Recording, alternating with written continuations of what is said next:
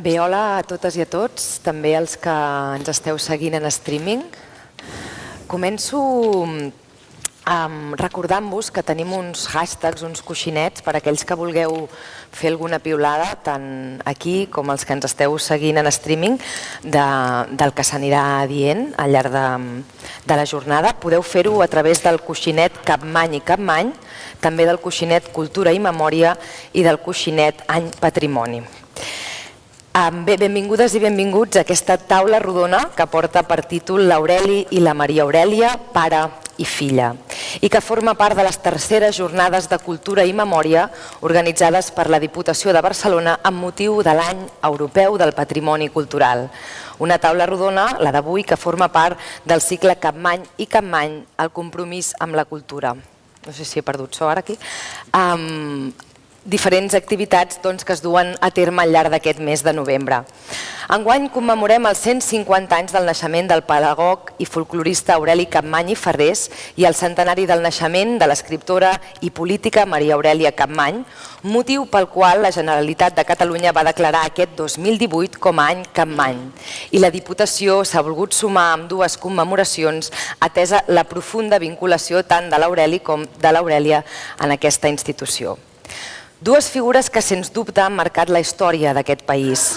Per una banda, l'Aureli, l'estudiós del folklore i els costums catalans, especialista en rondalles, cançons i danses populars, considerat pels seus coetanis un dels homes més populars i estimats del seu temps arreu de Catalunya.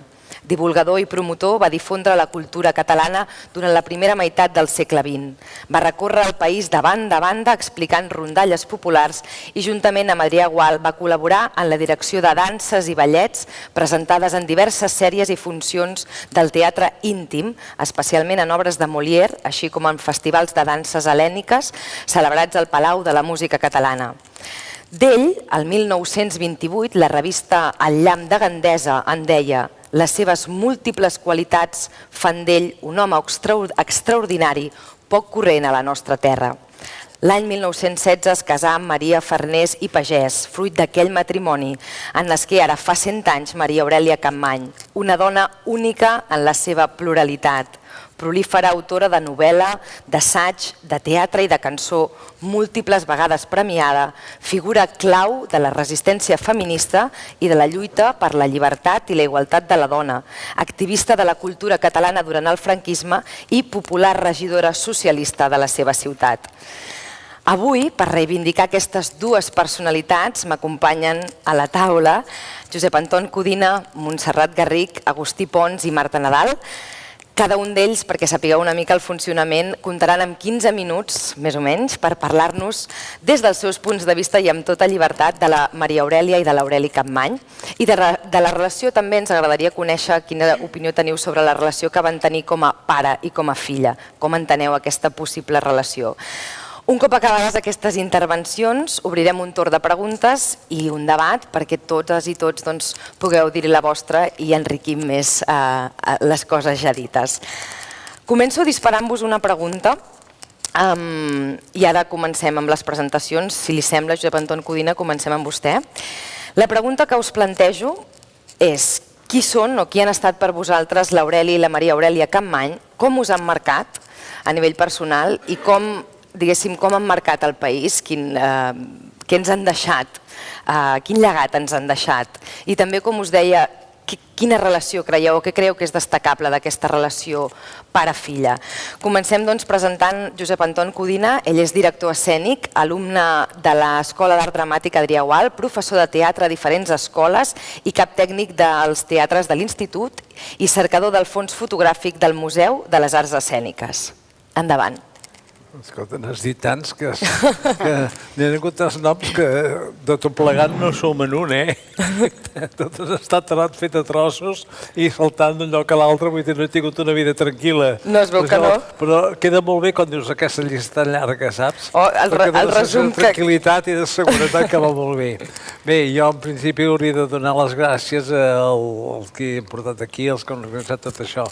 Però si ho dic a tots els que dec, acabaríem el temps que tinc per xerrar. Per tant, deixeu-me saltar, donar-vos gràcies a tots i potser fer una excepció. Si escrivís, hauria dedicat el llibre a algú. Si pintés, seria com Picasso, també dedicaria quadros. Però com que no tinc ni una cosa ni l'altra, he de dedicar els records. I els dedico a una persona present aquí, que és la Carme Sansa, que m'ha seguit la carrera de quasi ben nascut, que podria dir que som glòries bessones, si no fóssim res de glòries ni res de bessons. Però, sigui per això, a la Carme Sansa dedico aquests records, perquè els ha viscut i els ha patit amb mi des del principi fins al final. Vull dir, tenen alumnes de l'escola mateix, van començar junts i potser acabarem junts, tant de bo. Bé, anem al gra. L'Aureli Capmany pare no el vaig conèixer, però el vaig veure i em va impressionar molt. Era un home molt polit, petit, esquifidet, però grassonet tot ell, i que es dedicava a contar rondalles. Un conegut meu que tenia una torre al barri de la Salut el va convidar a explicar rondalles un diumenge a la tarda i ens va estar encantant tota la tarda amb les seves rondalles. Era un llenguatge claríssim, arribava la gent, tenia una mena de comunicació que sense mirar, no era dels que anava contant i semblava que anés obrint el llibre i passant fulles. Però fetes vives, amb un carinyo especial que em va quedar marcat per tota la vida. I sempre he tingut aquest record de l'Aureli Capmany.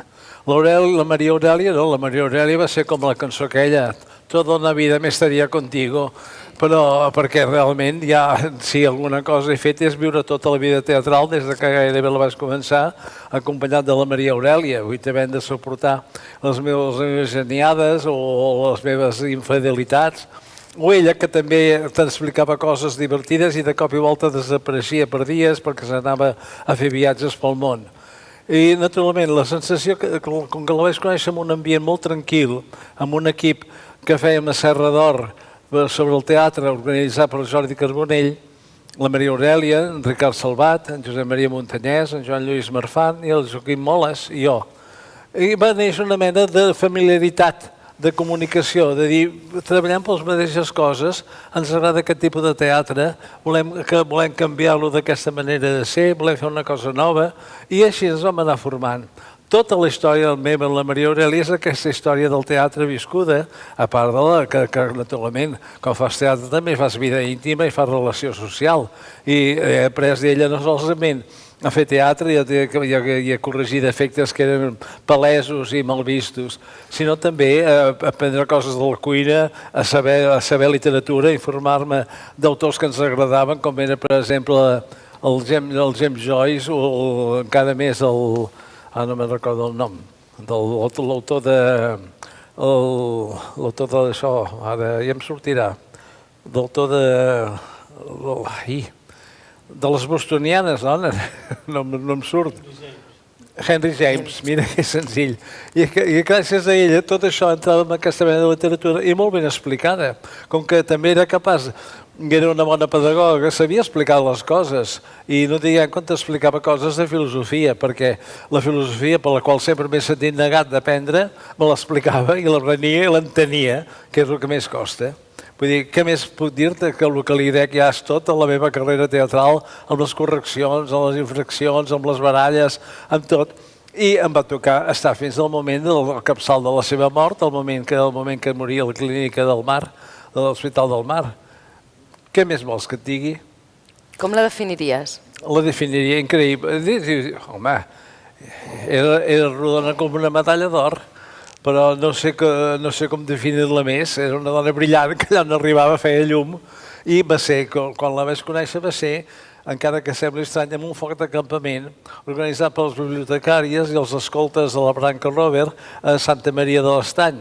I era el foc de campament i aquells ulls impressionants que seien d'espectadora però miraven i parlaven per si mateixos em va impressionar, em va quedar molt gravats i sempre més vaig tenir la idea aquesta de la mirada, que no era una mirada dura, era una mirada dolça, molt humana, que sempre anava acompanyada d'un somriure, perquè a la Maria Aurèlia no li costava somriure, com que tampoc li costava plorar, però somriure era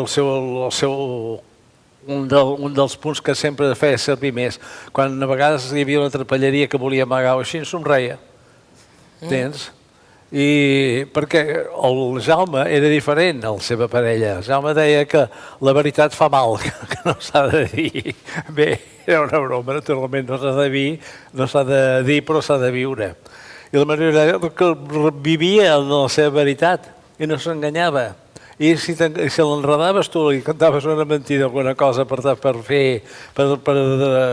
apartar la conversa, t'agafava de seguida i deia no és així, és així d'aquesta manera. Vull dir que era una dona que sabia el que havia de fer. Semblava que fos autoritària, i ho era perquè tenia autoritat, però era per convenciment. No era una mandona típica. Quan feia els assaigs i feia de directora, els actors estaven molt ben conduïts, acostumats a mi, que sempre anava amb bronques i amb el que fos, perquè la cosa rotllés. Ella no, ella utilitzava sempre la dialèctica o el saber dir les coses, no, això ves més a poc, això ha de ser dit d'una altra manera, això vol dir aquesta cosa, i ho explicava. I és curiós perquè tan viva i tant això que era, com a actriu, i perdona, he limitat les explicacions al teatre, Jo, perquè a part del teatre no sabia parlar d'altres coses diferents, això perquè ho vaig viure de prop. Bé, el que tenia era molt disciplinat quan feia d'actriu. Podia haver dit, podia haver-se encarat amb en Salvat, podia haver-se renyat a nosaltres, podia haver-se dit 1000 vegades 1000 protestes perquè tenia motius. Però una vegada a Madrid li va tocar fer l'Adrià Gual i la seva època, i amb en Ricard hi va incloure aquell monòleg del Rossinyol de la feminista, que és antifeminista, com tots els contemporanis que s'escrivien d'aquesta manera. I ella, per disciplina, va fer de feminista, tocant-li els nassos, perquè no ho volia fer i no creia res amb res, i ho faig per disciplina. Però ho va fer. No solament ho va fer, sinó que a més va haver de suportar les bromes dels actors que estaven amb ella, perquè era una obra de teatre que era com recitada i com explicada. És clar, eren tots plantats allí, ara toca a mi, ara toca a tu, ara toca allò. Sempre hi havia un que s'entrebussava o que feia una equivocació. Ella havia de dir una llista en la qual sortien els marqueses o els duques, no sé, de Sierra Bullones. I cada dia hi havia un actor o altre que l'empipava amb això dels bullones. I es pensava que s'equivocaria, no es va equivocar mai. Va fer 30 rèpliques sense dir el Sierra que volia el lector. Entens? En aquest temps era una dona amb això, amb una mena de clarividència, però una mena d'intel·ligència, perquè sempre estava com atenta. Sempre tenia una mena de cosa de Cassandra, sempre sabia que vindria d'aquella manera i que quan li fèiem un tort ens equivocàvem. I això és el que caracteritza més la seva manera de ser i la manera de comportar-se. No sé, l'anecdotari pot ser... Ella era essencialment escriptora. El teatre era una cosa de més a més, però com que tot el que agafava la Maria Aurelia s'ho agafava amb passió. I ho vivia, i en el teatre era un company més, era una persona més i formava part de les nostres coses. Començàvem les classes de teatre a l'Adrià Gual a les 7 de la tarda. I llavors ens parlava, per exemple, de Pirandello, i ens explicava un Pirandello preciós. De cop i volta s'interrompia perquè hi havia una manifestació i tots decidíem d'anar a la manifestació. En una d'aquestes manifestacions jo l'acompanyava i veiem venir la policia i ens aixopluguem una mica amb un arbre, allò que se diu l'alcorca, que no sé en català com se diu. Però aleshores resulta que passa la policia i les passades venen les porres a damunt. Van passar de llarg, que es devien veure tan minsos, tan pobrets, que van decidir no tocar-nos. Però coses com aquestes te'n podien passar cada dia que sorties amb ella. Una vegada estàvem fent el teatre al Forja, a la província de Tarragona, a les eres del poble, aquelles acampada. Fèiem Colometa i la gitana de l'Emili Vilanova. I figurava que estava un diàleg entre dues gitanes, ella i la de l'Aida Espinal. I hi havia una frase que deia: calla perquè ara mira que arriben els civils. I diu la frase que arriben els civils i els civils estaven arribant de debò, perquè era el 18 de juliol i estava prohibit fer representacions i ens vam haver d'anar a passar a parlar amb el governador, a mirar que ens perdonessin la multa, i la Carme Sans aquí present se'n recorda d'aquesta representació, perquè vam haver de dormir els rasos on podíem i l'any passat ens mirar tots a la playa per lliurar-nos una mica d'aquella amargor, mentre la Maria Aurelia i en Gregal Salvat anaven del governador en governador perquè era el dia 19 i ja no era festa, i llavors podien anar a demanar pietat i que em sembla que no ens el vam carregar cada vegada, per casualitat.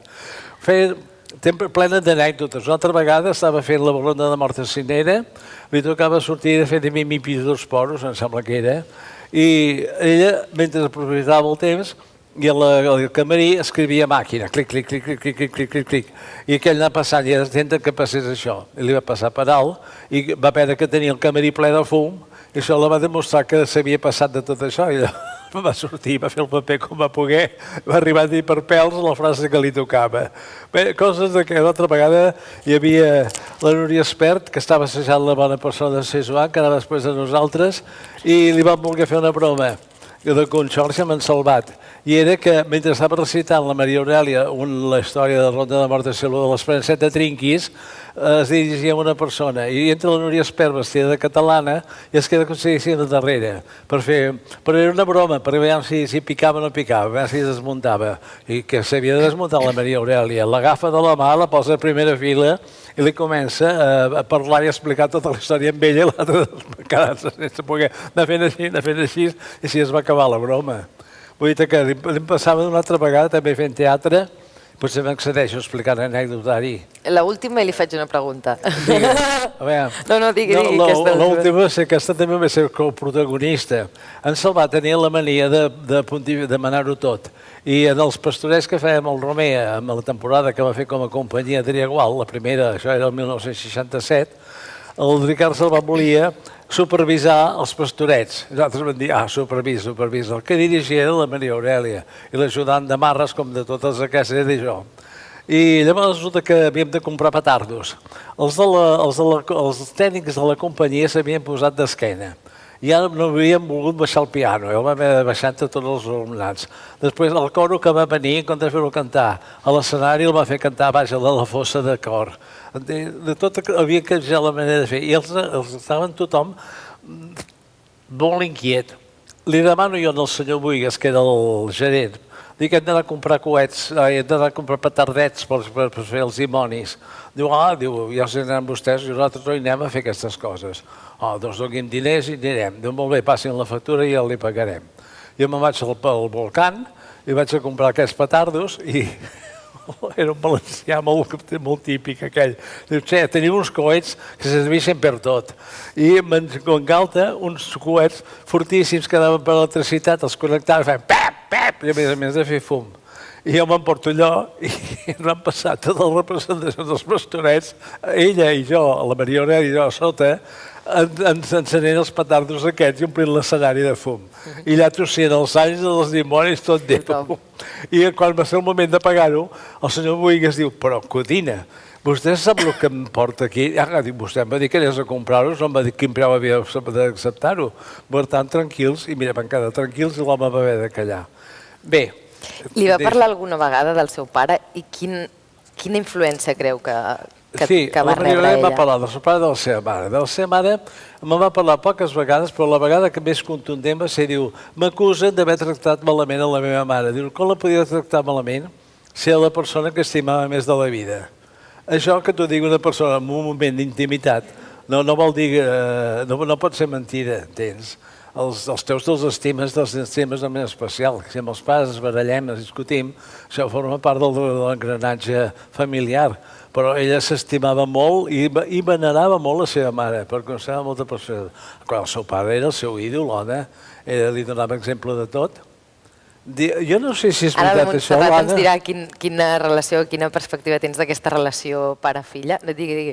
Doncs la relació de pare i filla, la relació de filla-pare, que vols que et digui, normal, perquè eren persones molt normals, parlaven en català. Si anaven a menjar...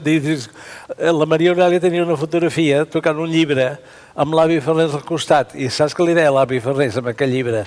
Toca Platón, filla, toca Platón, perquè era una obra de Platón. Ja de petits abans així, però eren molt normals, una persona que després ens oblidem de la Maria Aurèlia popular, vull dir, Maria Aurèlia sabia tot el folklore, sabia totes les intrígules del llenguatge, les parts més verdulia, el que fos, però no en feia ús.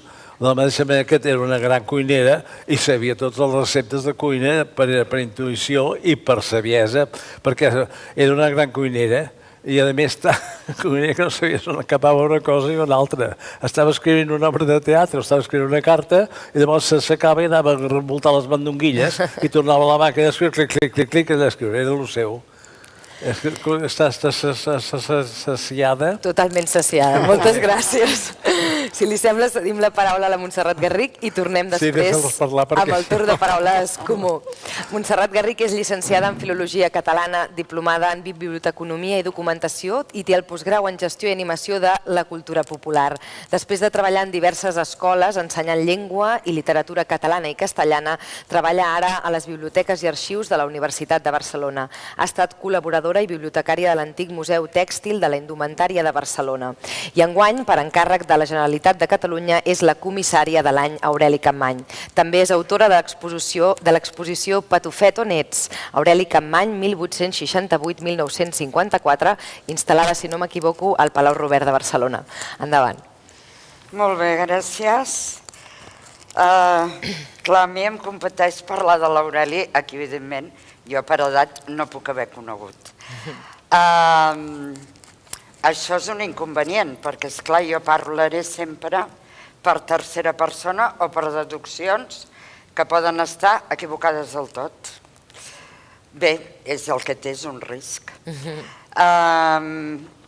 Jo deixaré algun comentari sobre la relació de pare-filla. La Maria Aurèlia en parla, a les dues obres que ja ha citat la Montserrat Palau. I jo començaria dient que, com tots els humans, Aureli Capmany era contradictori amb si mateix. La Maria Aurèlia ho comenta diverses vegades, per exemple, que a casa seva no es parlava de religió, però en canvi sempre hi havia el nen Jesús de Praga, fins que un bon dia es va trencar presidint el menjador. O que no es parlava de religió, però com ja ha estat comentat, cada any d'ofici cisteller el pare li feia una palma perquè la Maria Aurèlia i la seva mare se n'anessin a l'església de Betlem a beneir-la, perquè això sí, l'Aureli no hi anava.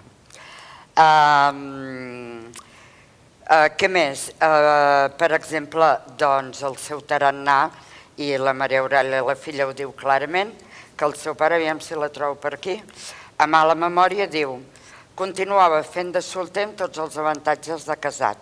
És a dir, ella mateixa es refereix al seu pare com un pare que hi és però que és absent. Per què? Doncs perquè l'Aureli Capmany entrava, sortia, anava, venia, assistia a tertúlies, anava a conversar, a fer classes, a donar xerrades i duia l'horari, un horari propi seu, que doncs en una vida familiar suposo que era una mica estrany. Per exemple, ara acabo de recordar també que quan Capmany i Maria Farnés es casen, que van anar a viure a la casa familiar de l'avi Sebastià, sembla ser que una de les queixes del Sebastià Farnés és que es podia trobar a l'Aureli Capmany a qualsevol hora de la matinada, és a dir, de les 12 a l'hora que fos, llegint, remenant la biblioteca, és a dir, fent feina. Per tant, doncs això, una personalitat com la majoria de nosaltres contradictòria. D'Aureli Capmany algú també ha opinat, ara igual estic sent una mica deslligada, i perdoneu-me, algú també ha opinat que ha estat una persona sense ofici ni benefici, cosa que jo penso que és totalment equivocada, perquè una cosa és que no tingués un ofici. Ella reconeix sempre, i a la seva documentació ho posa, ella reconeix a nivell legal com a cisteller, però de cisteller en va fer una etapa molt curteta i va abandonar, va deixar l'ofici, excepte la construcció, la manufactura de la palma de la Maria Aurèlia. Doncs això, hi ha persones que opinen que era una persona sense ofici ni benefici, quan jo penso que era tot el contrari, que tenia tants oficis que justament és difícil encasellar-lo amb un. Hi ha una frase de la Maria Aurèlia que diu, el mala memòria també, diu: l'àvia es va fer càrrec del negoci i d'aquesta senzilla manera el meu pare se les va enginyar per no treballar. És a dir, no està subjecte a cap feina determinada. I aquí és on hi ha el moll de l'os que pot provocar que algú digui que no tenia una feina. Durant quant de temps, això? Doncs això, ell, a partir de que es mor el pare d'Aureli, ell, que va ser als 20 anys, l'any 88, ell deixa el negoci en mans de la seva mare i ell a partir d'aquell moment es dedica a estudiar i aprendre allò que li interessa, va 9 anys a Llotja, estudia, no sé si 5 o 7 anys, cant gregorià, és a dir, es forma d'una manera com es formava molta gent abans que no anava a la universitat o no seguia uns estudis reglats com ara. Doncs apuntant-se als cursos d'allò que li interessava i aprofitant tot allò que les entitats de les quals ell formava part, Centre Excursionista, Ateneu Barcelonès, l'Ateneu Popular, etc., li facilitava visites culturals, assistència a xerrada, visites a museus, etc. D'aquí ve la gran cultura d'Aureli Capmany. Ell es va despreocupar per sempre més de la botiga i a partir de 1900 és quan ell escriu que instintivament decideix el seu pla de treball pel futur, que es basa, com ell diu, en el folklore de Catalunya i la història de Barcelona. I aquí hi ha els quatre pals de paller que ell segueix fins que es mor. El folklore, Catalunya, el folklore, la història, Barcelona i Catalunya. Llavors, tota la seva obra i la seva actuació i la seva vida giren al voltant d'aquests 4 pals. Jo el que sí que destacaria d'Aureli Capmany és un tema que fins ara ha estat bastant desconegut, que era el tema d'Aureli Capmany mestre. Perquè, primer que penso que és molt important, perquè diu molt del seu tarannà i també perquè veig que la Maria Aurèlia va heretar bona part del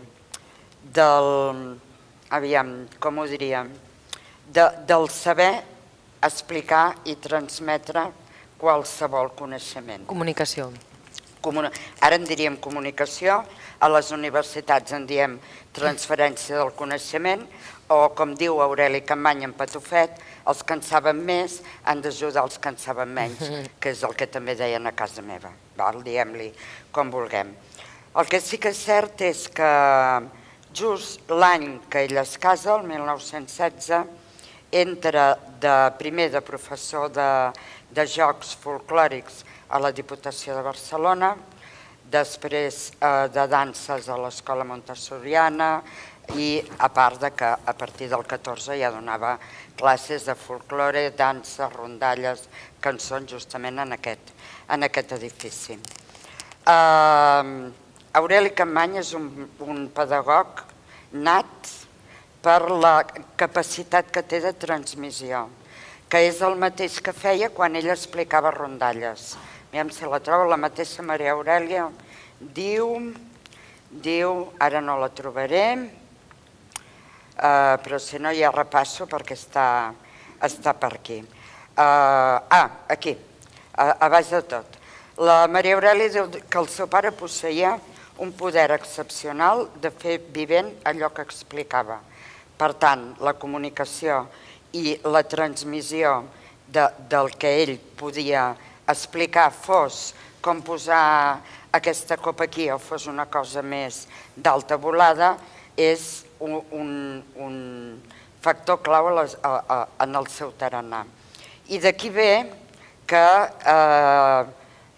la seva faceta de mestre sigui per mi tan important, perquè a part que va ser després el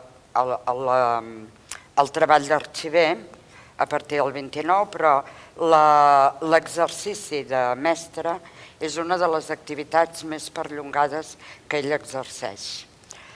I de fet jo penso que quan explicava una rondalla, quan explicava qualsevol festa, quan escrivia sobre qualsevol fet, una dansa, una cançó, una vida de sant, o quan exercia de mestre, el que feia era sempre el mateix. Fer vivent allò que explicava i traspassar, que no sé si és el mateix que comunicar, no ho sé, i tampoc tinc coneixements per dir-ho, però potser són dues coses diferents, traspassar el que un sap amb un altre.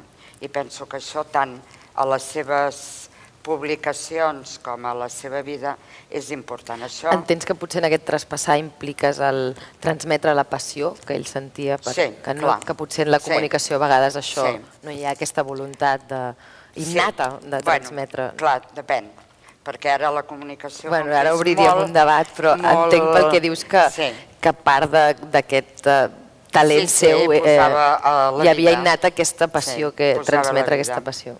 I després un altre fet, i que ha lligat completament amb el que comentava de la transmissió, és el gran ús de la paraula.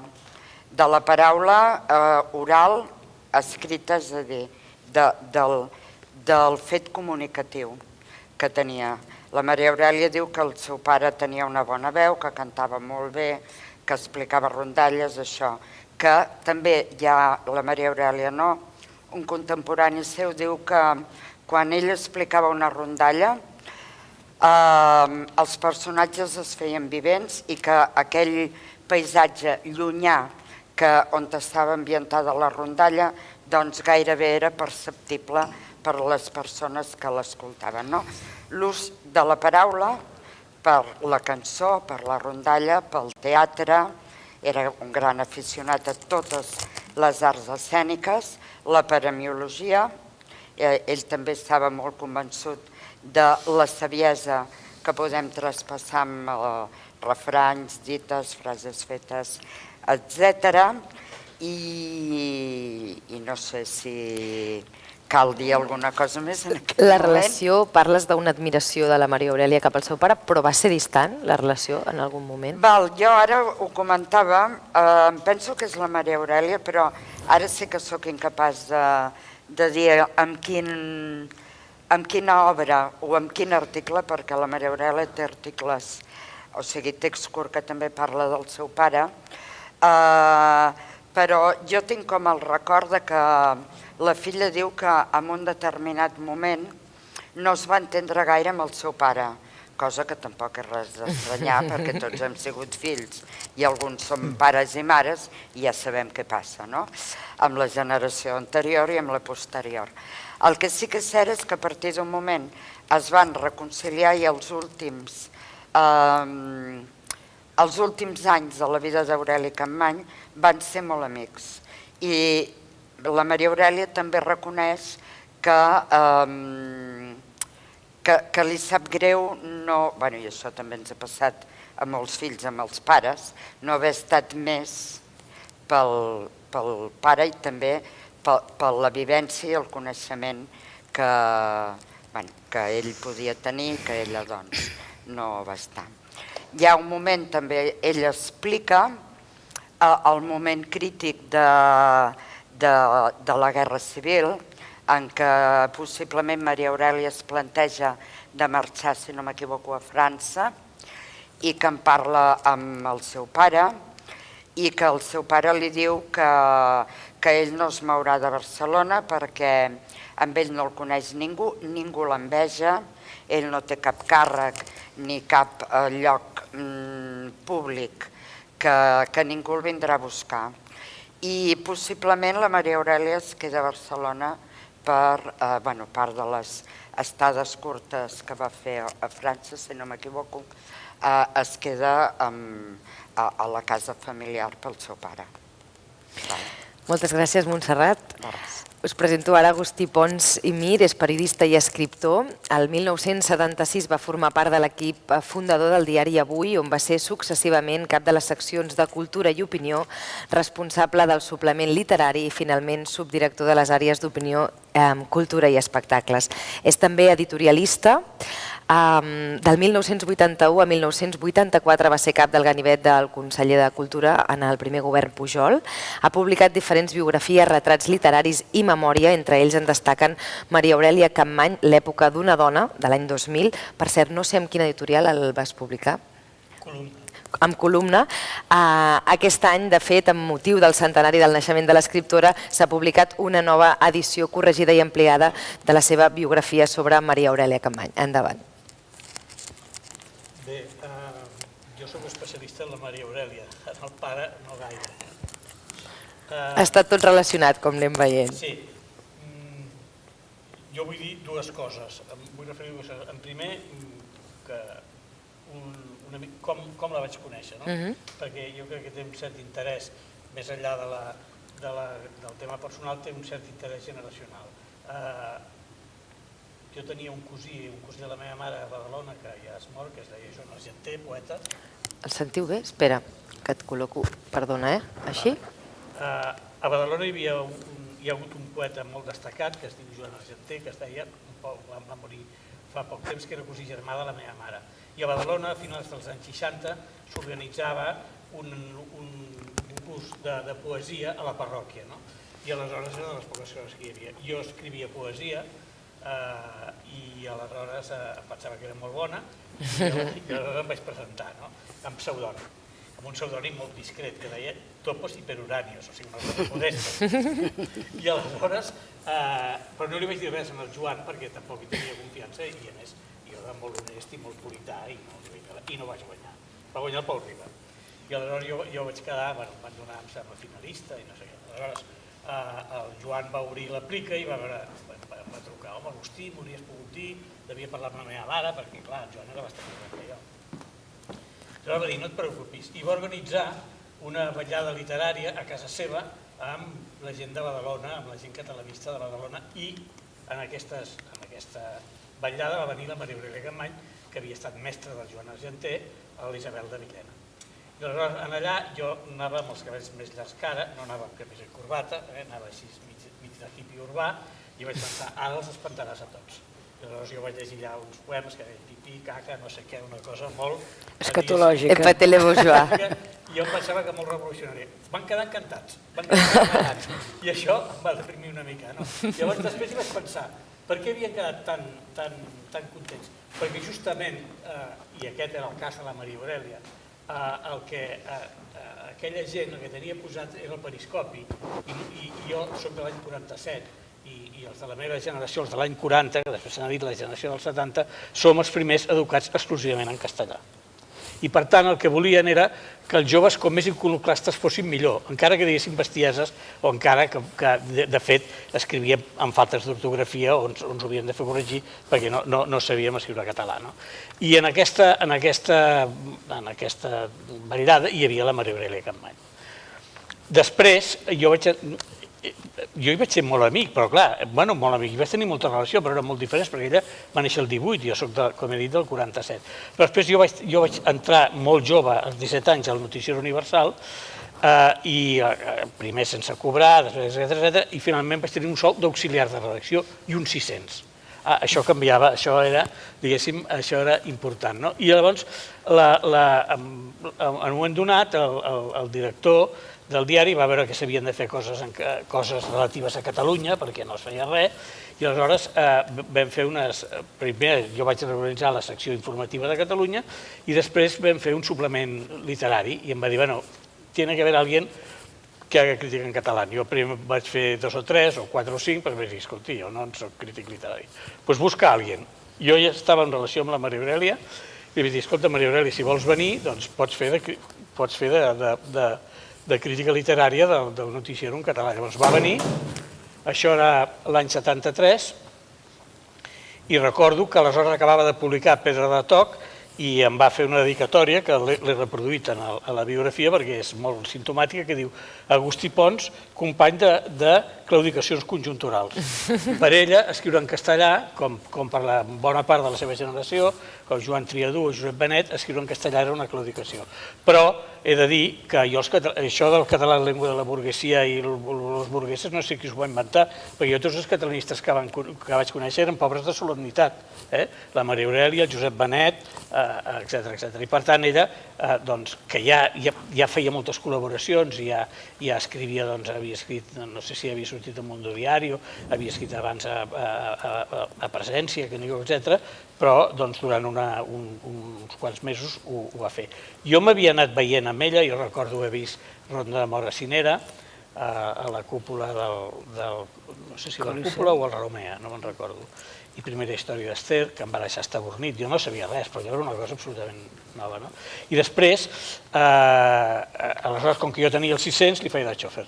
Llavors anàvem, per exemple, a Lleida, els Premis Santa Llúcia de Lleida. Jo li deia al director del diari: señor Hernández, mañana hay una cosa de los premios en catalán, una página, si me deja una página. Sí, pero, vale, tú escribe una página, pero la palabra Òmnium que no salga. Hombre, ¿cómo quiere que no salga si són los organitzadors? Bueno, total, la Maria Aurèlia anàvem cap allà, no era com ara, és a dir, els jurats ningú els havia buscat hotel, els periodistes ningú els havia buscat telèfon, havíem de suplicar que ens diguessin abans els guanyadors, perquè si no... Arribàveu a temps. Tancava el diari i no podíem donar la notícia, i anàvem i tornàvem la mateixa nit. Aleshores, això ens va fer molt amics, esclar, perquè anàvem. I després, una cosa que va ser molt important per mi, i crec que per ella va ser molt interessant, jo aleshores tots els meus amics eren comunistes, jo em vaig fer de la CNT,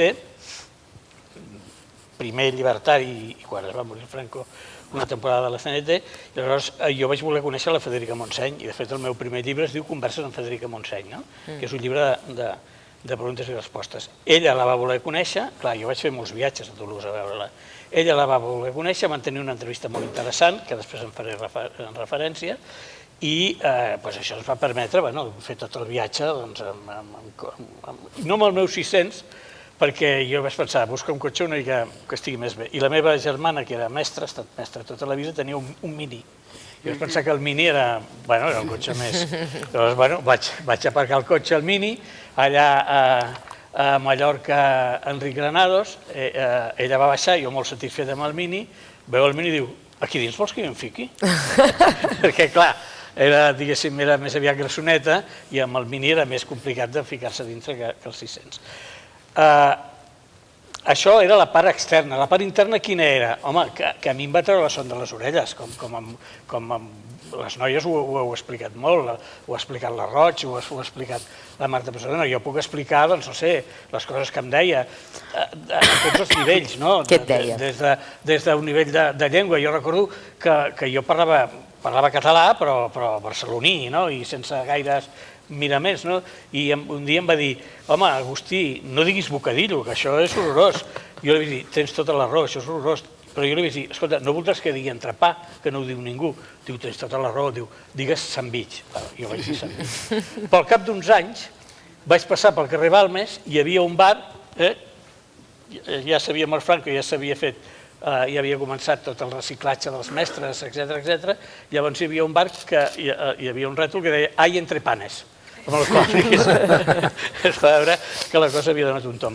Des d'això fins que, diguéssim, algunes coses que ella no veia bé de la meva personalitat, doncs vaig llegir un dels contes d'un dels seus llibres dedicat a Agustí Pons, em deixava caldo. Em deixava caldo. Retratat, diguéssim, no? Que això després és el que va fer amb el Jaume Vidal, que de vegades quan s'havien de dir coses s'escrivien llibres, no? I, per exemple, hi ha un llibre del Jaume Vidal, em sembla que es diu Dido, es diu? Dido i Enees, que en realitat el Jaume li està explicant a la Maria Aurèlia la relació amb Xavier Romeu. O sigui, és una... I, diguéssim, això, espero que ja ho fan els escriptors intel·lectuals, que després dir-se coses no se les diuen oralment, sinó que se les diuen a través de llibres. Bé, I aquí, per exemple, recordo molt, doncs, la Maria Aurelia era molt lleial amb tota la gent, i recordo que amb el Terenci, l'amistat que tenia amb el Terenci... Bé, l'amistat no era amistat, perquè jo no era amic de la Maria Aurelia, era seguidor, diguéssim, no tenia la confiança d'un amic. Però el Terenci va estrenar una obra que es deia Tartant dels micos contra l'estreta de l'Eixample, que no passa a la història de la dramatúrgia, però tots hi vam haver d'anar allà, diguéssim, al palco. I pobre de nosaltres que ens haguéssim atrevit a fer una crítica contrària, perquè aleshores la Maria Aurelia era capaç de treure a Sant Cristogros. O, per exemple, quan va sortir el diari El País, que jo no, però molta gent, no perquè jo treballés a l'Avui, sinó perquè el meu diari de referència sempre està a l'avantguàrdia, que a part de les batzegades polítiques, en determinades qüestions com política internacional, és un dels diaris millors que hi ha d'Europa, no?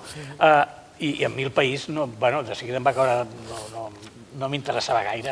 I per tothom, tothom es va entusiasmar molt, molta part de la població de Barcelona es va entusiasmar molt. I me'n recordo que la Maria Aurelia va fer una frase que va dir: el diari El País és un diari tan dolent com els altres, però amb els filets ben posats. Els filets ara ja ningú sap què són, però són aquelles, diguéssim, les ratlles de plom que separen una columna de l'altra. És un diari més ben ordenat que els altres, però igual de dolent. I qui vingui aquí, casa meva, amb l'Avui sota el braç, no entrarà a casa. Amb el País sota el braç no entrarà a casa. I hi havia una llegenda oral que deia que algú hi havia anat i que no li havia obert la porta. No he sabut mai si és veritat o no. I per tant, al costat d'això, tinc 5 minuts encara? I tant. Al costat, en aquest context, jo el que penso que és molt interessant de la Maria Aurelia és l'obra no literària. És a dir, l'obra literària és una obra que queda, que és de més fàcil o més difícil accés. Aquest any, gràcies al centenari, és de més fàcil accés, però que sempre es pot anar a trobar a les biblioteques. Sempre hi haurà una biblioteca on trobaràs llibres, no de la Maria Aurelia, sinó de la majoria d'escriptors. I és una obra, l'obra literària dels escriptors, que la pots mesurar, que la pots medir, que la pots posar en el cànon, que la pots discutir. Però després hi ha molts escriptors també tenen una influència social, que aquesta influència social no queda per escrit enlloc i que, per tant, corre molt el perill d'evaporar-se. I fins i tot hi ha persones, i jo penso que potser ella s'hi referirà, que pensen que bona part de la visibilització del fet que la Maria Aurelia es dediqués a coses extraliteràries va condicionar la seva obra literària. És possible que sigui així. Però, en tot cas, el que va fer més enllà dels llibres és important. Per què ho va fer? Doncs ho va fer per moltes raons. En primer lloc, perquè, com ella deia, i ha dit abans la Montserrat, era una dona finestrera, és a dir, una dona que estava a la finestra i que veia el que passava pel món. Però li agradava veure el que passava pel món i li agradava intervenir-hi. I, per tant, diguéssim, intervenia. També és cert que, com a novel·lista, va tenir molts problemes de censura i això dificulta molt tant la feina del novel·lista com la recepció del públic de l'obra del novel·lista, perquè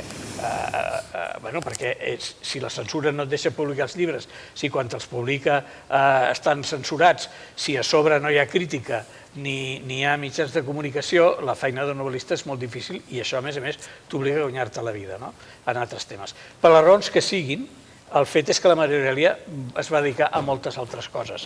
Però a mi el que m'interessa subratllar és que a la Catalunya que surt del franquisme, jo crec que, contràriament al que es diu, no tot estava escrit. És a dir, el que estava escrit, o si no estava escrit era implícit, és que Espanya, i per tant Catalunya, s'havia d'organitzar dintre els paràmetres de l'Europa occidental, és a dir, una societat oberta o capitalista, digue-li com vulguis, sense velaitats de cap altra mena. Quan Portugal, quan el règim portuguès dels coronels i de la nova democràcia va anar una mica més enllà, va durar 4 dies i van haver de tornar a fer un sistema absolutament homologable amb el de l'Europa Occidental. Això sí que estava marcat i estava vigilat per Alemanya, per Estats Units, per França, etc. Ara, si un partit polític havia de tenir més importància que els altres, si s'havia de donar autonomia a Catalunya, si...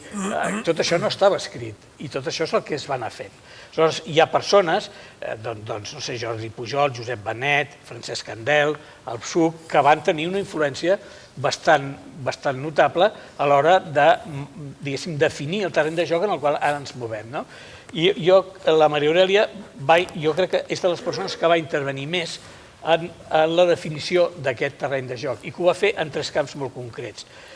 I seré breu, el catalanisme d'esquerres, el marc ideològic i la lluita pels drets de la dona. I en aquests 3 camps va lluitar no només contra el sistema franquista, sinó també contra unes modes ideològiques de l'esquerra amb les quals ella no hi estava d'acord, però que tampoc podia denunciar públicament o que tampoc podia polemitzar amb elles públicament per no caure, diguem-ne, per no donar arguments al règim franquista, més perquè ell era, naturalment, absolutament demòcrata. Però en aquests 3 camps, el catalanisme d'esquerres, el marc ideològic i la lluita per els drets de la dona, jo crec que la història li ha donat la raó. Molt breument. El catalanisme com a manifestació d'un sentiment popular. Això ara ja no ho discuteix ningú. Els antecedents eren tenir el catalanisme com a manifestació d'un sentiment popular no perquè havia llegit, no pels llibres que havia llegit, que n'havia llegit molts, sinó per el que has explicat tu, perquè això ho havia viscut. És a dir, ho havia viscut per les obres del seu pare, pel tarannà de la seva mare i per tot el que havia fet també el seu avi matern, i ho havia viscut també perquè era una casa pobra o màxim menestrala, però diguem-ne que no tenia res a veure amb el món burgès del noucentisme. I per tant, ell això ho tenia molt clar. Ara, això, el catalanisme com a manifestació d'un sentiment popular ens pot semblar obvi. Parla català el president del Foment, parla català el senyor de la CUP i la llengua no és cap, diguem-ne, no és cap signe de distinció social. I, a més, diguéssim, tenim partits, diguem-ne, burgesos, doncs, més o menys catalanistes, tenim partits d'extrema esquerra que també es diuen catalanistes, etc. Però penseu això, penseu en aquest cas també a la generació aquesta dels anys 40, que l'any 67, doncs això, tenia 25 anys. L'any 67 apareix el llibre Catalanisme i Revolució Burgesa de Jordi Solé Tura. És un llibre que identifica el catalanisme amb els interessos de la burgesia. Jo sobre això, i modèstia a part, ho he estudiat bastant i ara no m'hi estendré. Tot això és, diguéssim, el que fa Jordi Solé Tura, que no oblidem que no és historiador, no és historiador, és assagista, però diguéssim no pretén fer una demostració de dades, sinó el que fa és un assaig. Això és una còpia exacta del que va fer Stalin, de l'únic treball que va fer Stalin, de l'únic treball important que va fer Stalin per encàrrec de Lenin, en un moment en què Lenin necessitava, o sigui, Lenin i els bolxevics per triomfar la revolució van necessitar la col·laboració, diguéssim, dels representants de les ara en diríem, de les nacionalitats oprimides sota l'imperi tsarista. Aleshores, ells lluitaven per la revolució bolxevic, però també pels drets de Geòrgia, etc., d'Ucraïna i tot això. El que passa que aleshores, en un moment donat, Stalin veu que això se li escaparà de les mans i aleshores li diu a Lenin, Lenin veu que això se li escaparà de les mans, llavors li diu a Stalin a veure com ho podem organitzar i Stalin diu, tenen tota la raó, tots els drets de les nacionalitats s'han de respectar, però no posem abans una cosa a l'altra, el primer és la revolució proletària, per tant primer fem la revolució bolxevic i quan la revolució bolxevic s'hagi fet, aleshores els drets de les nacionalitats es podran mantenir. Bé, Catalanisme i Revolució Burgesa va fer un daltabaix, no sé si alguns de vosaltres ho va viure, i després vaig saber que Jordi Pujol s'havia enfadat molt. Jo en aquell moment no el coneixia, el que sí que puc assegurar és que és de les vegades que he vist més enfadada a la Maria Aurèlia. És el moment en què a les assemblees d'universitats es diu català la llengua de la burguesia, etc. jo vaig, en aquesta conversa que van tenir la Maria Aurèlia i la Federica Montseny, van parlar d'aquest tema i la Federica li va donar tota la raó. Diu, no, el catalanisme és al revés, és la burgesia que s'ha aprofitat d'aquest sentiment popular. Diu, i la prova, diu, el meu pare, al capçal del llit, en comptes del Sant Crist, ella va dir Sant Cristo i tenia el pi margall, deia la Federica Montseny.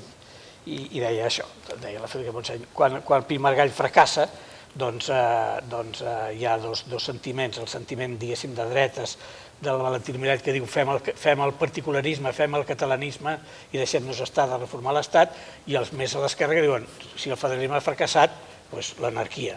Però el que uneix uns i altres és justament aquest sentiment antiestatalista, aquest sentiment de catalanitat. El marc ideològic, i vaig molt de pressa.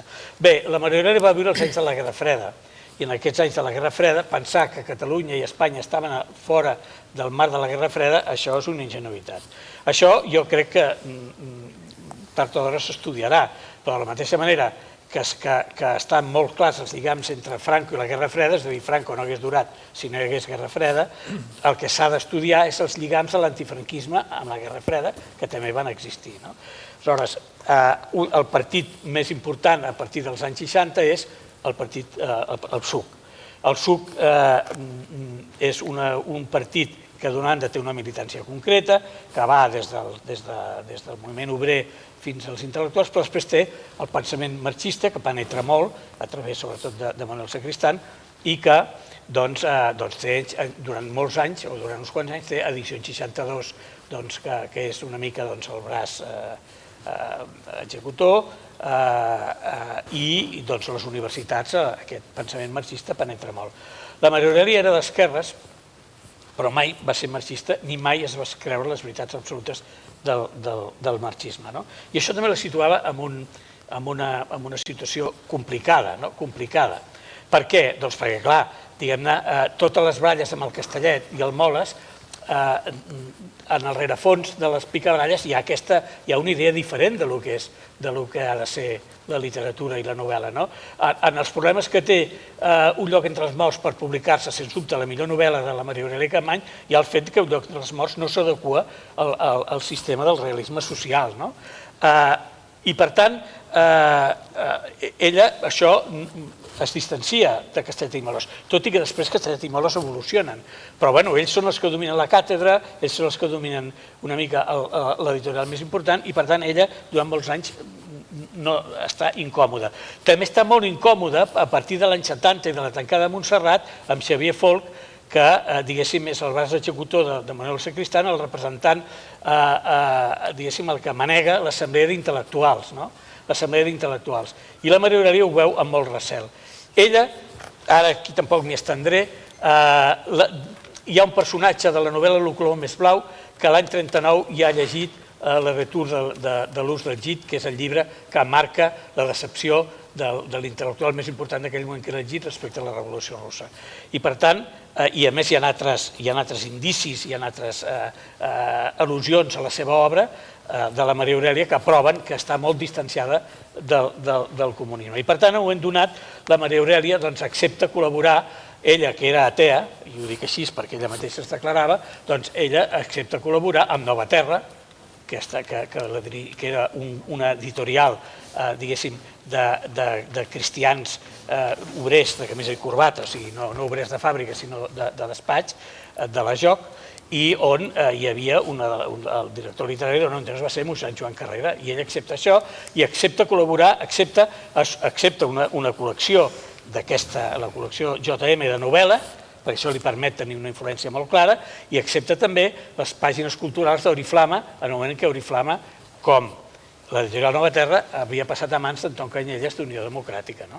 I en aquest moment, jo, per exemple, en aquesta segona edició, he recuperat la picabralla de Maria Aurèlia Capmany amb Vázquez Montalbán, perquè Vázquez Montalbán a Triunfo publica un article contra Anton Canyelles, que ha tingut un conflicte laboral amb els anteriors directors d'Oriflama, i la Maria Aurèlia diu, diguéssim, el Vázquez Montalbán posa al mateix costat Anton Canyelles, que ha despedit l'anterior equip d'Oriflama, i els amos del noticiero, que han despedit una periodista, i els posa tots junts. I la Maria Aurelia li diu, home, tu estàs fent trampa, perquè estàs posant al costat un empresari d'un diari que ha anat allà a protegir els interessos d'aquest sí, del Porcioles i de tot això, amb un senyor que el que ha fet és anar-hi a posar diners i que ho ha fet per la cultura catalana.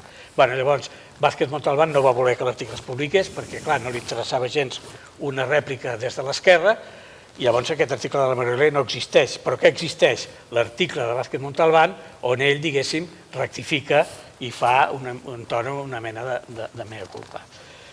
En canvi, la Maria Aurelia ho va encertar perquè realment el partit, diguéssim, la ideologia que ha anat més bé no hi ha a l'Europa Occidental, sinó també a Espanya, i ho puc dir jo, que no he votat mai al Partit Socialista, doncs és la socialdemocràcia. I aleshores ella, ja des de l'any 74, ja està en contacte amb els futurs dirigents del Partit Socialista de Catalunya. I l'aposta que fa és una aposta també de centralitat, perquè el Partit Socialista ha jugat un paper central en la Catalunya que surt de la postguerra. I finalment, i acabo ja, el tema de la lluita per les dones. Molt clar, molt clar. La Maria Aurelia no s'havia preocupat mai del tema feminista, és a dir, no havia escrit mai, diguéssim, un text així que en diria feminista, fins que justament Castellet, d'Edicions 62, que és un bon editor, li encarrega La dona a Catalunya, que és el llibre que es publica l'any 66. A partir d'aquí la Maria Aurelia es converteix en la feminista oficial del país, o la primera feminista, dieu-li com vulgueu, i publica, doncs, em sembla que fins a una dotzena de llibres de tema feminista, fa conferències, pagades per la Caixa, per cert, etc. I dic això perquè va ser de les vegades que va guanyar Clarons amb la Caixa predicant la revolució feminista i després fa un text anys després on ho diu. La seva contribució és molt clara. Per ella, la lluita feminista és inseparable de la lluita per les llibertats democràtiques d'un país. I, per tant, no concep la lluita feminista dintre organitzacions exclusivament femenines.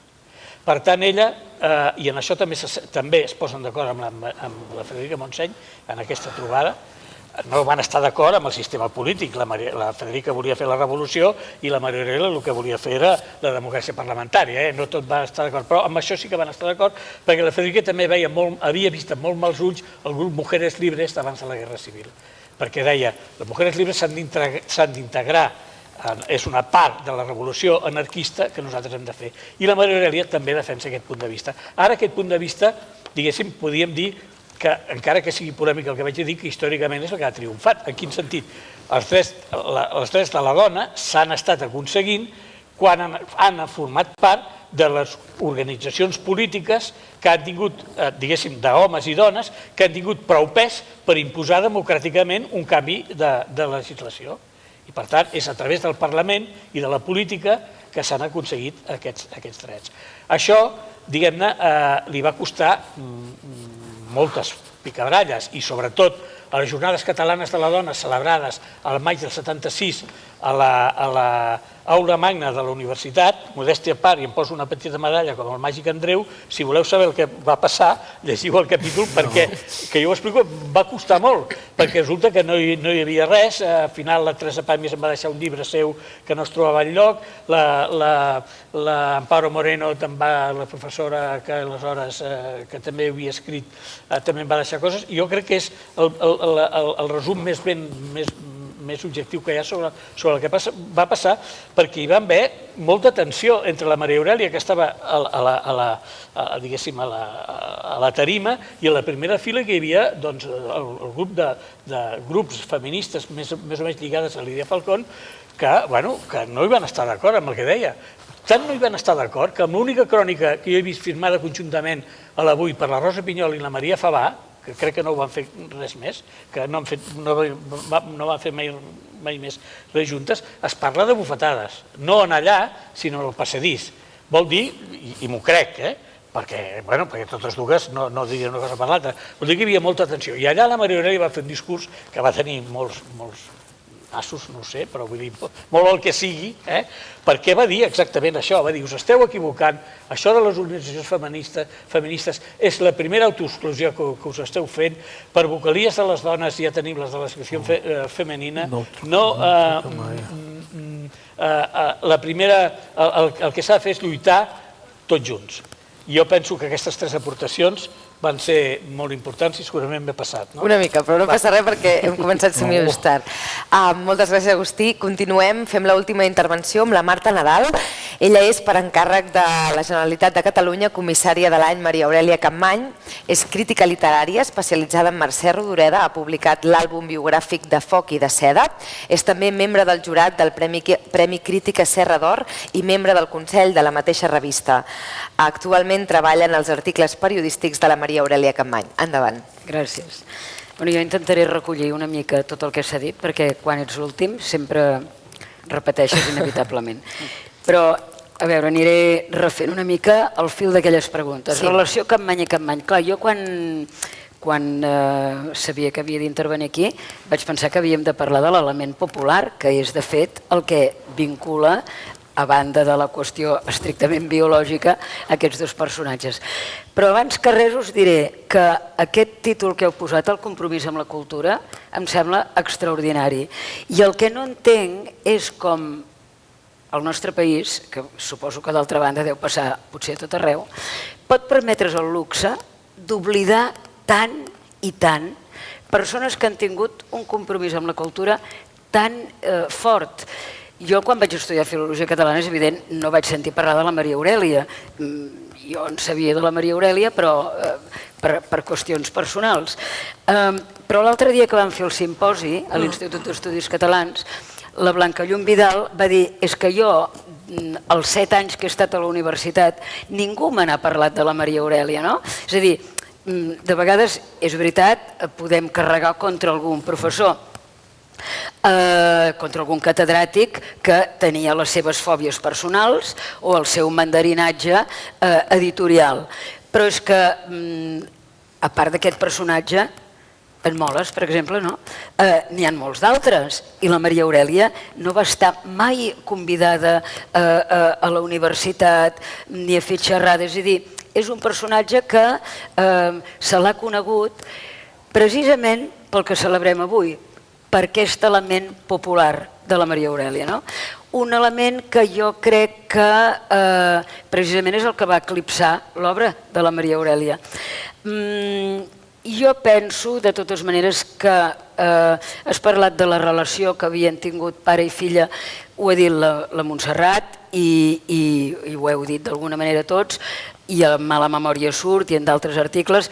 La Maria Aurèlia recorda en les memòries que el seu pare era una persona que no era massa per casa, per tant, era una persona molt de teatre, estava a casa l'Ardiaca o estava al teatre, no tornava fins a altra hora, i per tant aquesta visió del pare quan ets infant potser és el que fa que l'Agustí recordi molt a la biografia que ella va néixer en una casa guerxa, no?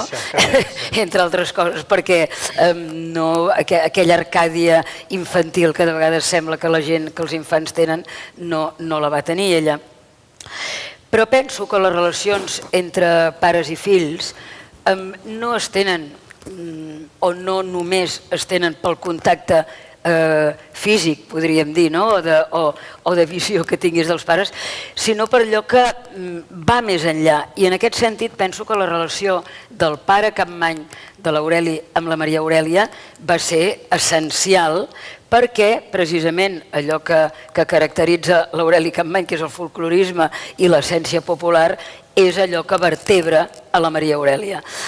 La Maria Aurèlia per què eclipsa la seva obra amb el seu personatge? Doncs perquè és un personatge popular. La Montserrat ha parlat de l'oralitat, em sembla.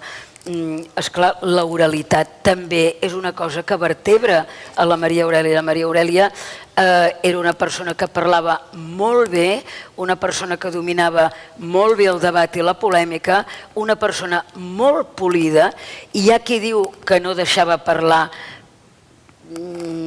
Jo la recordo i deixava parlar. Era una persona que evidentment tenia molta potència, però és que era molt intel·ligent, la Maria Aurèlia, i llegint els seus articles, que són una meravella, home, i tant, al costat de la seva novel·la, però és una meravella, llegint els seus articles, realment es veu l'equilibri d'intel·ligència sensible, emocional, literària, artística i la intel·ligència racional. Aquest equilibri que amb 2 o 3 línies et dona una obra sublim. I de vegades són 2 línies, però dius, ostres, extraordinari. I això no ho té tothom. Aleshores, parlàvem d'aquesta oralitat que va eclipsar l'obra, no l'oralitat, sinó el fet, aquest debat, el fet que ella va arribar a ser una persona popular perquè en els mítings, en les conferències, etc. Però a més també hi ha aquest fet, també herència del pare, que ha recordat la Montserrat, que és la Maria Aurèlia Capmany, mestra. La Maria Aurèlia Capmany, a més, una altra cosa importantíssima, ella va fer filosofia. Per tant, a veure, si podríem dir que l'element popular és allò, que podríem dir-ho de moltes maneres, però allò que a una comunitat la vincula a uns símbols, podríem dir, que conscientment o inconscientment ens fa que tots compartim, això a més, en el cas de la Maria Aurèlia, que ja ho tenia, ho va passar pel sedàs de la cultura, de l'alta cultura, de la filosofia. És a dir, que d'alguna manera no fa erudició, perquè a la Maria Aurèlia l'erudició no li agradava, però sí que era rigorosa i sàvia. Per tant, tot aquest terreny de la cultura popular el dignifica sàviament a partir de la seva intel·ligència. I en molts dels articles parla de la cultura popular, de com s'ha de dignificar.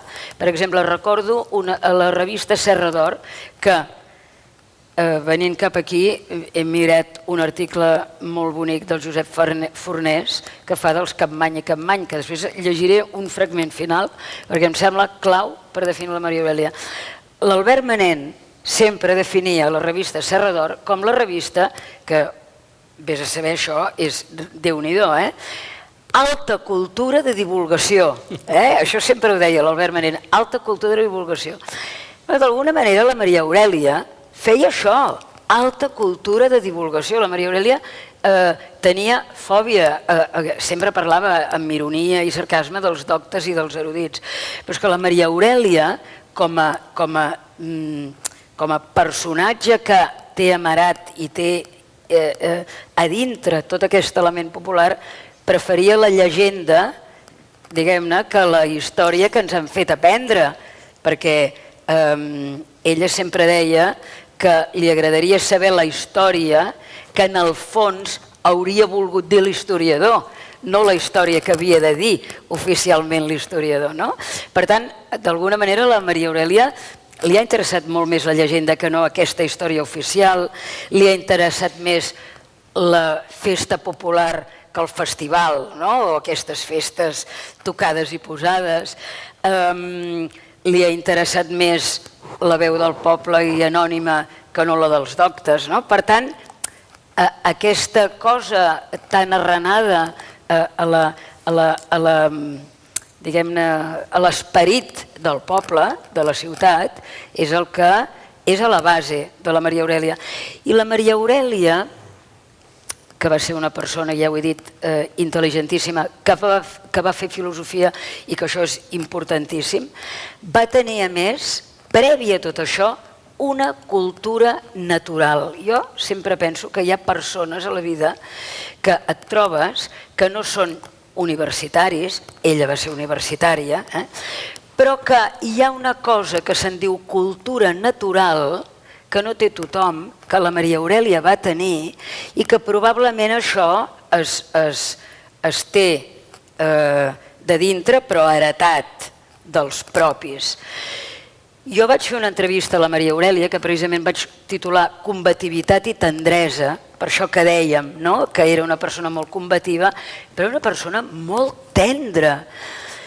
Jo només he rebut al llarg de totes les entrevistes, que en vaig fer moltes i encara alguna a Serra d'Or, 2 cartes manuscrites de 2 dones que em van agrair aquella entrevista, que són precisament la Maria Aurèlia Capmany i la Montserrat Roig. Vaig pensar, dic, ostres, i ara penso, carai, alguna cosa hauria connectar amb aquestes dues dones, no?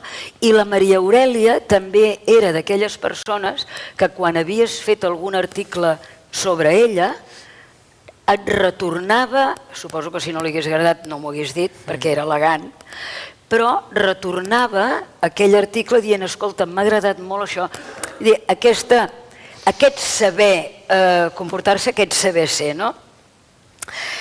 La Montserrat deia que el pare havia estat mestre, sí, i la Maria Aurèlia també hereta aquest mestratge del pare, que ella recorda la gran seducció del pare explicant rondalles. La Maria Aurèlia hagués pogut quedar-se en aquest temple de la saviesa que ella deia a la universitat, però no li interessa per res, perquè la universitat és una universitat plena de sotanes. És que no em giro gaire perquè això, sembla que tingui tortícolis, però és que si em giro gaire això farà pef. I llavors per allà em diran que m'ho posi, no m'ho sabré posar i llavors no funcionarà. S'hauria pogut quedar, de fet ella estava fent la tesi doctoral, però aquella universitat era una universitat això, plena de sotanes i uniformes, no li interessava en absolut fer una mena d'ensenyar a estudiants que només els interessava, explica ella, aprendre per fer exàmens. Per tant, a ella li interessa la transmissió del coneixement i l'enriquiment de tot, aquests vasos comunicants. I per això se'n va a l'Escola Albéniz de Badalona, on estudiava el teu, exacte, el Joan Argenter, cosí de la mare de l'Agustí. Hi ha una cosa molt bonica, a més, amb aquesta transmissió del coneixement, que ella explica que anant de Badalona a Barcelona, i suposo que de Barcelona a Badalona, en el tramvia, és on ella escriu la seva primera novel·la, que és Necessitem morir. I a mi això, a part de ser una imatge real, perquè evidentment era així, a més de ser real, gairebé és una mica simbòlica, perquè és en aquest viatge de transmissió de coneixement fins a quin punt, o sigui, ella ensenyava als alumnes, però també rebia d'aquests alumnes, per tant, tot es nodria de tot. I precisament en aquest viatge escriu Necessitem morir, una obra molt empeltada d'existencialisme, del temps, amb una protagonista femenina, etc. Bé, aquesta oralitat, que no només és aquí en les classes, etc., es va desplegant, i arriba al míting del Palau Blaugrana, per dir-ho d'alguna manera, on ella ja és com una cua d'aquestes de paó, no? I que diu, a més, parlant de compromís i de cultura, ella que venia això ho sap més l'Agustí, però jo ho he pres també de l'Agustí, l'existencialisme sartrià, no? Clar, aquí hi ha el Sartre, que l'intel·lectual s'ha de mullar, s'ha d'embrutar les mans, i per tant, posaràs un 10, perquè veus que... No, però és cert, llavors ella diu fer cultura és fer política, i qui digui el contrari és que fa política immobilista. Per tant, aquí diguem-ne que la Maria Aurèlia arrodoneix en aquest míting del Palau Blaugrana tota aquesta seva gran potència, diguem-ne, de coherència personal, d'intel·lectual compromesa, etc. I d'aquesta gran oralitat i seducció de la paraula i saber transmetre. La Maria Aurèlia, que ja he dit que fa articles brillantíssims, i evidentment, i la prova d'això, és a dir, la prova que ella mateixa titllava l'article com una obra literària, que ho crec així, és que ella va recollir les columnes de Serra d'Or titulades amb aquesta rúbrica dia rere dia, en el Dietari de Prudències, on diu, en aquest Dietari de Prudències, diu al començament, per parlar de mi he de parlar dels altres. Els altres qui són? La seva col·lectivitat, la seva herència més pròxima, la familiar, i la seva herència de la col·lectivitat, del poble, de la ciutat, que reivindica molt. Ella reivindica moltíssim l'herència del passat, perquè diu que si no tenim consciència d'aquest passat, viurem en un present sense límits, i diu textualment, en una fira de rambi qui pugui. Amb això que diu d'en una fira de rambi qui pugui, a part que ens dona sentit el fet que celebrem l'any Maria Aurèlia Capmany, l'any Aureli Capmany, perquè reivindica la memòria del passat, aquí ja hi ha una expressió popular, una fira de rambi qui pugui, no? Això ja ho diu tot. O, per exemple, titular un article Qui té duros fuma puros. Esclar, vull dir, això ja fa una història de la cigarreta i del feminisme de passada, amb la cosa del fumar. Però qui té duros fuma puros. Articles sobre la sardana. I això que us deia, que abans se me n'havia anat del cap perquè ho he lligat amb una altra cosa, Serra d'Or tenia el costum, i em sembla que encara té, de fer calendaris, el calendari Serra d'Or. Va fer un calendari, en un determinat moment, no recordo l'any, sobre art popular, folclorisme, cultura popular.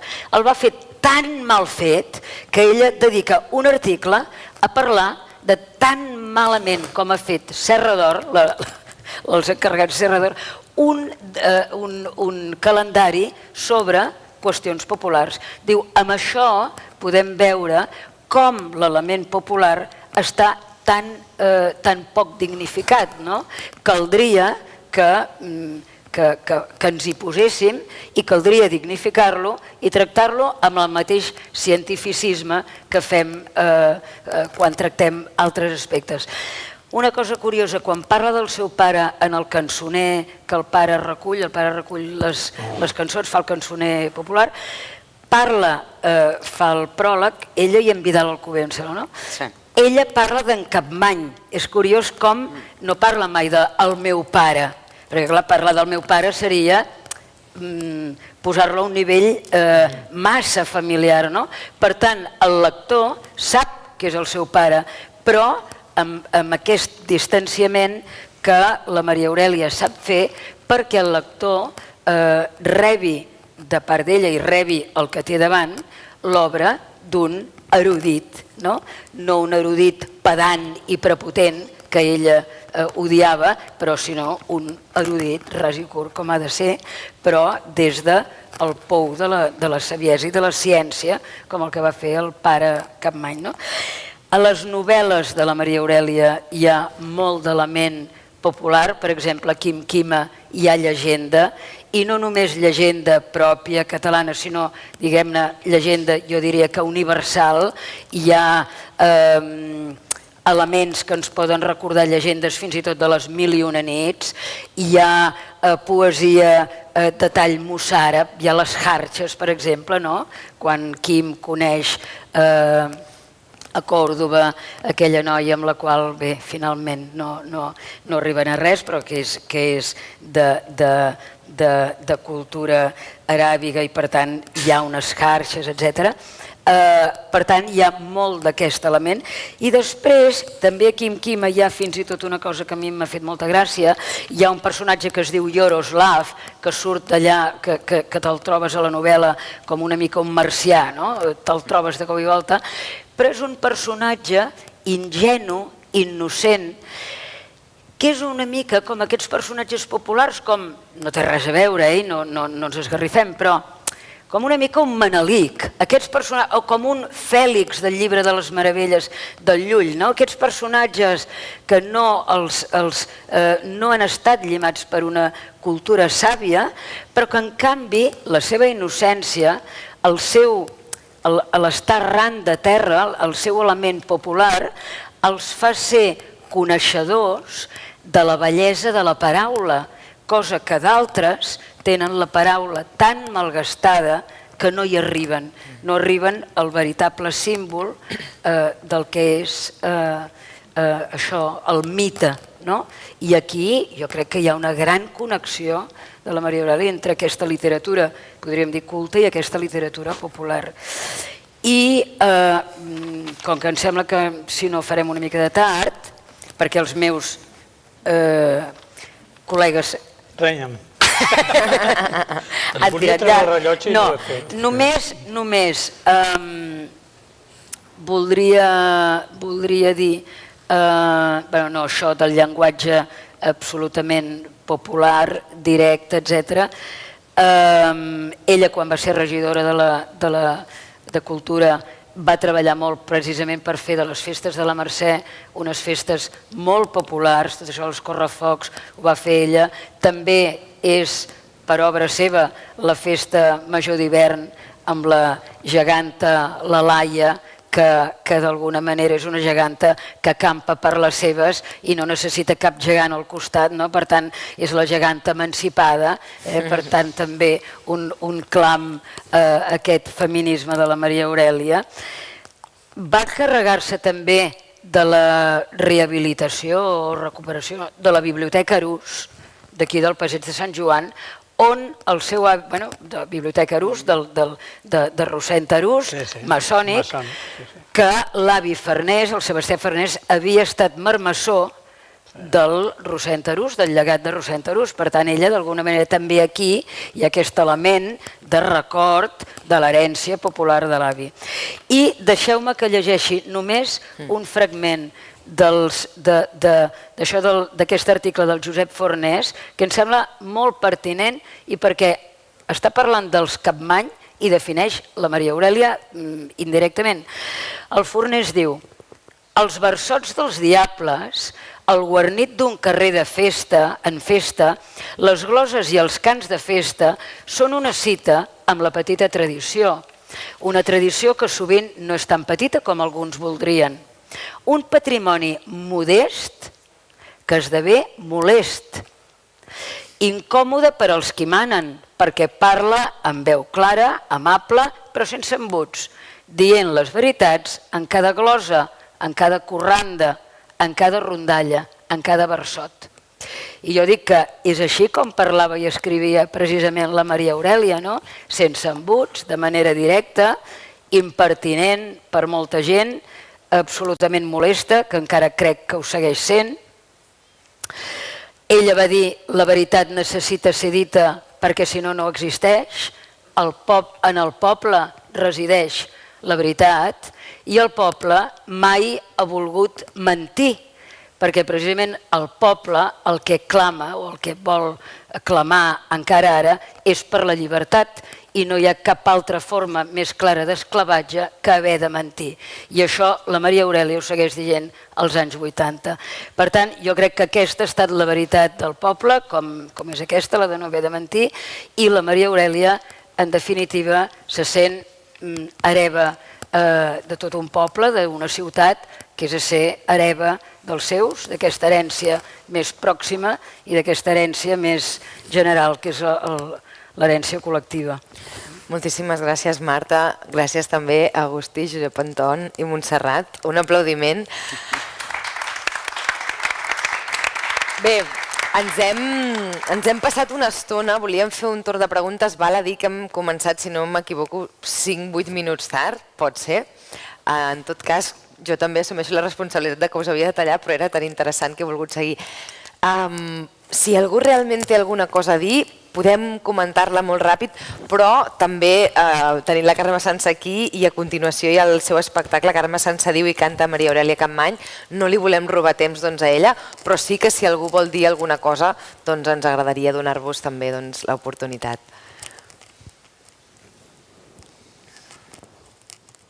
És que ho han fet molt bé. No? Doncs, si és així, moltíssimes gràcies. Ha sigut un honor conduir i moderar aquesta xerrada i, com us deia, us deixem amb la Carme Sansa. Moltíssimes gràcies. Gràcies a tu.